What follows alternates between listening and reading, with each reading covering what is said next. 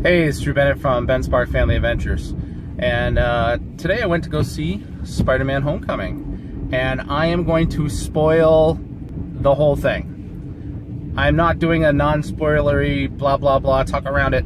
I'm going to spoil it.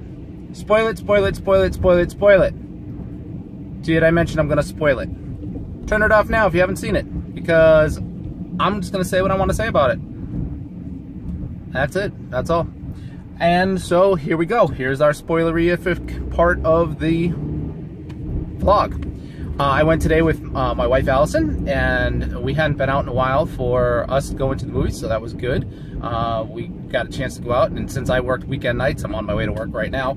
I didn't get a chance to, I don't get a chance to see the movies on Friday nights when everybody else is going to see a brand new movie when it comes out. So I'll go Friday afternoon or Friday morning. First thing this morning, got one of the first showings of Spider-Man Homecoming, which was great because there was hardly any people there, which I love that. Although we did pick seats and save a seat between us, and there was one person who was like, well, I got to be right in the middle of the theater to see it because I can't see everything without being right in the middle, so I'm going to be that single person coming in and going into that one seat, even though there were plenty of seats open. But I digress. Anyway, I thought it was a fantastic movie. I loved it. I had such a fun time at the movie. It was great. Michael Keaton was awesome as the Vulture.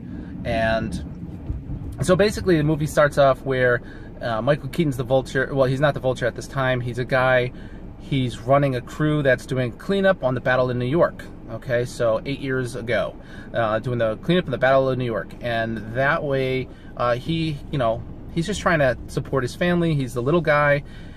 He's just trying to get these, alien technology all cleaned up for the government.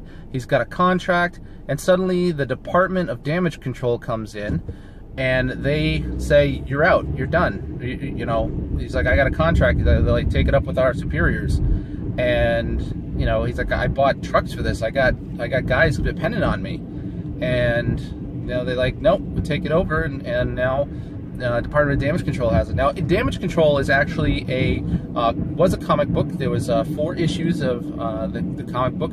Damage Control kind of came about during the during Civil War, during that line of comics back in, God, when was that? That was the 90s or something like that. Anyway, when the first Civil War happened in comics, Damage Control was part of that.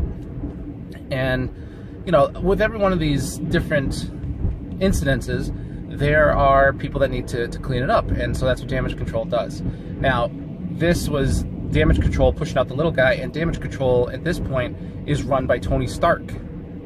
So basically they're like, alright, so the guys who are making these messes are getting paid to clean up these messes. The rich just keep getting richer. And, in a way, you can really understand and empathize with this guy. He was just trying to provide for his family, and he just gets completely pushed out. He and his guys get pushed out. And so, what do? They have some alien tech left over that they didn't, they just had a truckload, and they started with that, and they started making alien weapons. And they started making these alien weapons and selling them to whoever wanted them, and they were making their money that way.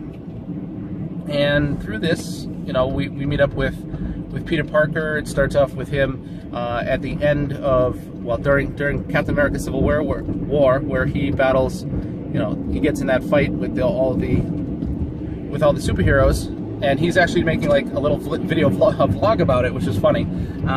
And he's with Happy Hogan, and Happy is not really that happy that he's got to babysit Peter Parker. He's kind of like an older brother to Peter Parker, and that's kind of his role in this, which I thought that was awesome. He was very cool with that.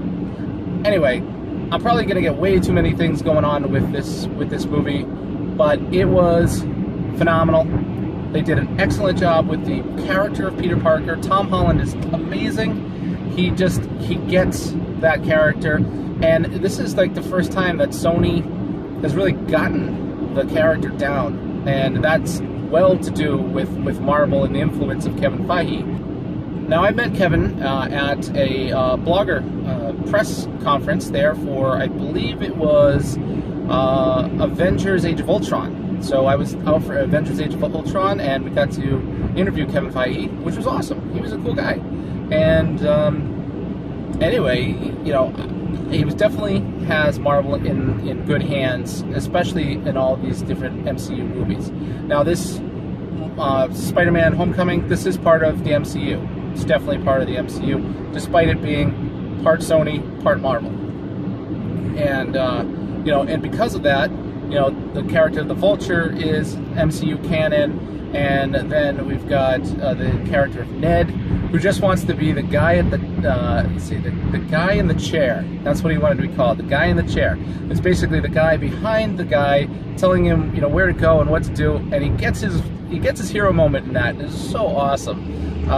You know, he finds out early on that Peter Parker is Spider-Man, and then we've got you know, there's this, Peter Parker is in love with this girl named Liz, and he is just, you know, pining for her the entire movie.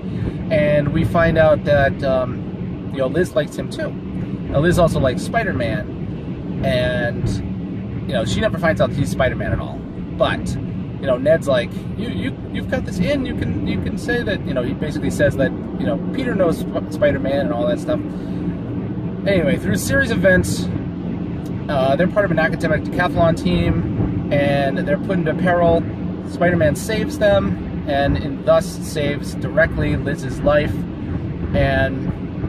But Peter lets them all down because he doesn't show up for the academic decathlon, because he's off trying to stop a deal that the Vulture's happening. And so, you know, he's kind of on the outs, but Liz still likes him. They end up going to homecoming together. Peter goes to pick up Liz at his house, and this is a huge spoiler. You can probably see it coming a mile away. I didn't. Opens the door, and who's at the door? Michael Keaton's character. Not as a Vulture, but just as Michael something Toombs. Well, it's Liz's dad.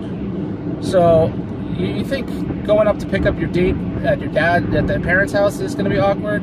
Imagine that their dad is your arch enemy at this point, the toughest enemy you've ever faced, and you find out that it's her dad. Scary stuff. So Tom Holland plays that so well as the awkward teen, doing you know, being there at the dad's house, you know, being grilled by the father, and basically, you know, so they ride to the dance, and Dad puts it all together, realizes that Peter is Spider-Man, tells Liz, I'm just gonna give him the dad talk, pulls out a gun, puts it behind the seat, and basically threatens Spider-Man, threatens him, his family, everything, because he doesn't want him stopping anything that's going to happen with his family. Well, Spider-Man is not going to be threatened. He leaves Liz like immediately at the dance and goes after the Vulture.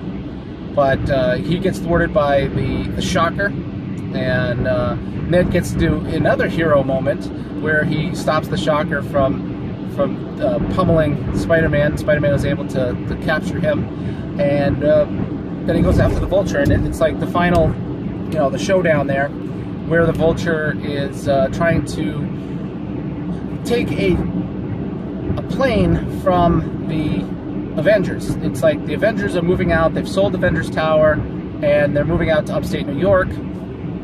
And they, so we got this plane, and he tries to take down the plane.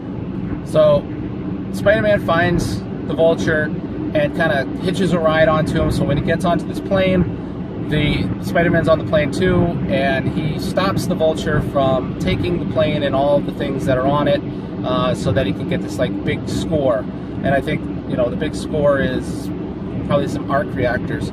Well, they get in a fight, and the Vulture's suit gets damaged a bit, and you know, they basically crash right outside Coney Island. And when they crash, the Vulture's suit gets damaged even more, but he tries to take off with this big crate of arc reactors, and Spider-Man realizes he's gonna, you know, blow up. He tries to stop him because he does have that responsibility.